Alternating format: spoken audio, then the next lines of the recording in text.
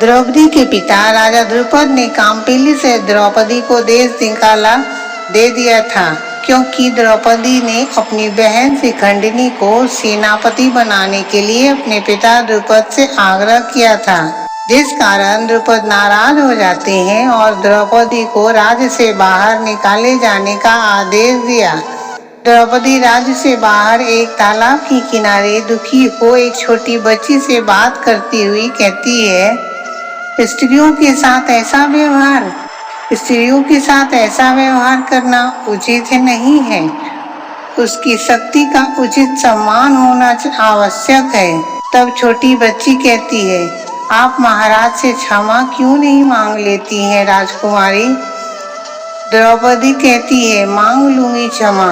मेरे हाथों पिताश्री का अपमान हुआ है, अवश्य मांग लूंगी क्षमा, किंतु इससे पहले यह सिद्ध करूंगी कि नारी का स्थान नीचे नहीं होता है। तब छोटी बच्ची कहती है, पर आप तो अकेली हैं राजकुमारी, आप कैसे सिद्ध करेंगी? आपकी सहायता कौन करेगा? तभी श्री कृष्ण का आगमन होता है। मोर पंख हवा में उड़ता हुआ आता है और रथ पर श्री कृष्ण आते हैं।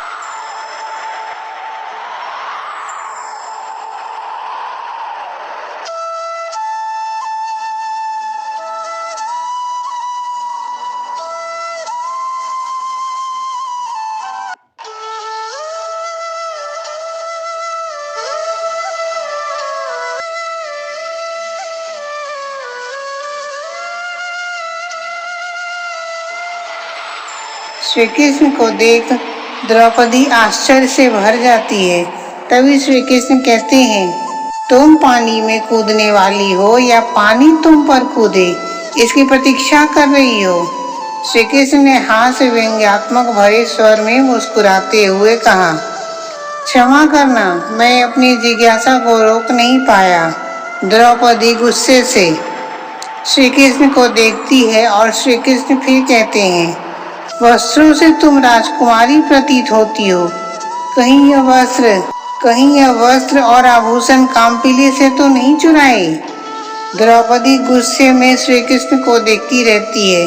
श्री कृष्ण फिर कहते हैं, नहीं, पूछ रहा हूँ, क्योंकि कामपिल्य और उसकी संपत्ति का स्वामी हूँ मैं अब। यदि कामपिल्य से वस्त्र और आभूषण चुराए हैं तो लौटा देना, अन्यथा तुम्हें दंड मिलेगा। द्रौपदी गुस्से से पूछती है, कौन हो तुम और तुम्हारा किस प्रकार हो गया कामपिल्य? तब श्री कृष्ण कहते हैं, मैं कृष्ण वासुदेव नाम है मेरा। द्रौपदी देखती रहती है। कामपिल्य को पराजित कर उसे अपनी संपत्ति बनाने जा रहा हूँ।